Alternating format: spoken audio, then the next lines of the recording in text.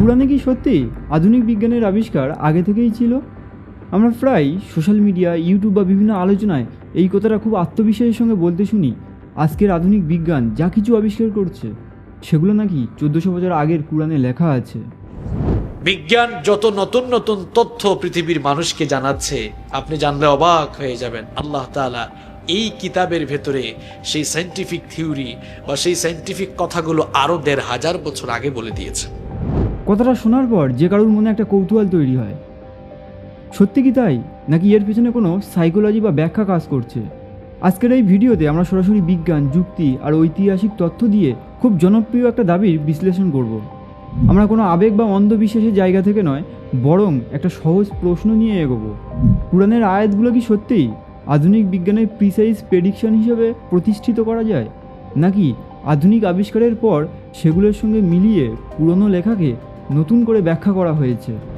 আর আজকের সবচেয়ে আলোচিত উদাহরণগুলোর একটি হলো মহাবিশ্বের সম্প্রসারণ। একটি আয়াতের কথা বারবার বলা হয়, সূরা আজ-জারিয়াতের 47 নম্বর আয়াত। অনেক আধুনিক অনুবাদে এই আয়াতের শেষ অংশের অর্থ করা হয়, আমরা আমাদের মহান শক্তিতে এই মহাবিশ্ব নির্মাণ করেছি এবং আমরা নিশ্চিতভাবে একে প্রসারিত করছি। শুনতে অসাধারণ লাগে, কারণ আজকের আমরা জানি মহাবিশ্ব সত্যিই প্রসারিত হচ্ছে।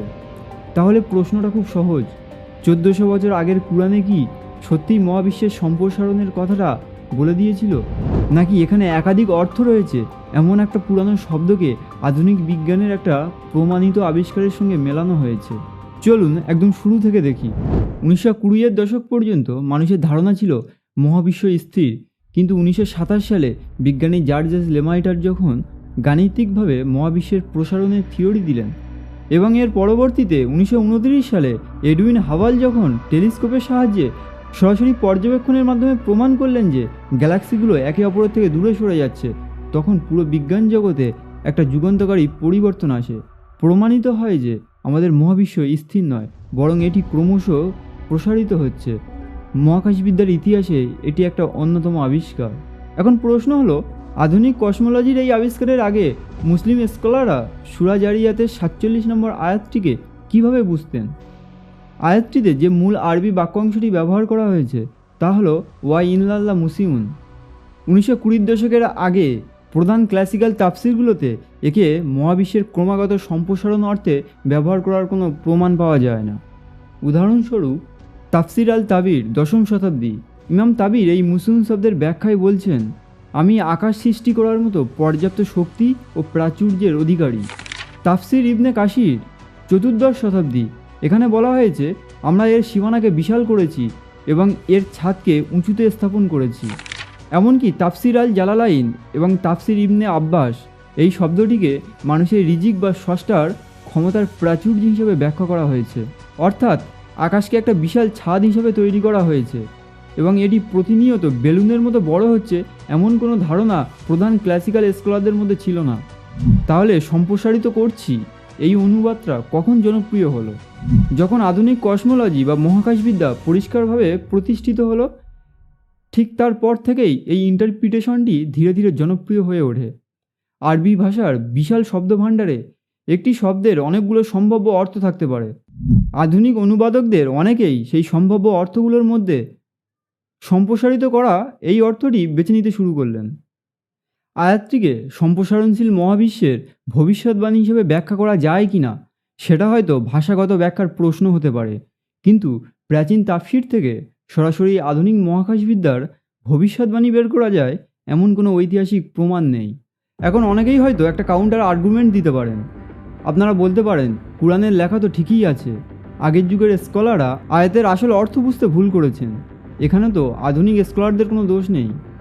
কথাটা শুনতে খুব লজিক্যাল মনে হলেও এখানে একটা সমস্যা আছে। লজিক্যালি ভাবুন, 1400 বছর আগের স্কলাররা যারা এই আরবি ভাষার সবচেয়ে কাছের মানুষ ছিলেন, তারা কিন্তু এর অর্থ চলমান বা সম্প্রসারণ করেননি। তারা এটাকে স্রষ্টার বিশালত্ব বা প্রাচুর্য হিসেবেই বুঝিয়েছিলেন। তাহলে আজ 1300 বছর পর বিজ্ঞানের একটা আবিষ্কার দেখার পর আমরা কিভাবে দাবি করছি যে আমাদের এই নতুন অর্থটাই আসল অর্থ? এটা কি আসলেই ভাষার অরিজিনাল অনুবাদ, নাকি বিজ্ঞানের ডেটার সাথে মেলানোর জন্য ভাষাকে নতুন করে সংজ্ঞায়িত করা? বিজ্ঞানের ভাষায় ঠিক এটাকেই বলে রেট্রোস্পেকটিভ প্যাটার্ন ম্যাচিং। মানে ধরুন কেউ একজন একটা দেয়ালের তীর ছুঁড়ল, তীর দেয়ালে গিয়ে বিঁধল। এরপর সে দৌড়ে গিয়ে তীরের চারপাশে একটা গোল টার্গেট বা নিশানা এঁকে দিল। তারপর সে সবাইকে ডেকে বলল, দেখো আমি একদম ঠিক নিশানায় তীর মেরেছি, অথচ লজিক্যালি আগে টার্গেট আঁকার কথা ছিল, তারপর তীর ছড়ার কথা। সে কাজটা করেছে উল্টো, আগে রেজাল্ট পেয়েছে, তারপর সেটাকে জাস্টিফাই করার জন্য টার্গেট বানিয়েছে। কুরআনের ব্যাখ্যায় জিনিসটা এটাই ঘটেছে। যখন একটা প্রাচীন টেক্সট বিজ্ঞানকে পথ দেখায় না, বরং বিজ্ঞান প্রাচীন টেক্সটকে নতুনভাবে ব্যাখ্যা করার পথ দেখায়, তখন সেটা আর বৈজ্ঞানিক ভবিষ্যৎবাণী থাকে না। তাহলে আমাদের সিদ্ধান্ত কি দাঁড়াচ্ছে? কুরআনের আয়াতগুলোর মধ্যে কিছু প্রাকৃতিক ঘটনার বর্ণনা আধুনিক বিজ্ঞানের সাথে কাকতালীয়ভাবে মিলে যেতে পারে, কিন্তু সেই মিলকে 1400 বছর আগে আধুনিক বিজ্ঞানের নিখুঁত ভবিষ্যৎবাণী বলতে হলে ভাষাগত, ঐতিহাসিক এবং বৈজ্ঞানিক এই তিন দিক থেকেই অনেক বেশি শক্তিশালী প্রমাণ দরকার। বিজ্ঞান তথ্য ও প্রমাণের ওপর ভিত্তি করে প্রতিনিয়ত আপডেট হয় এবং আরও নিখুঁত হয়।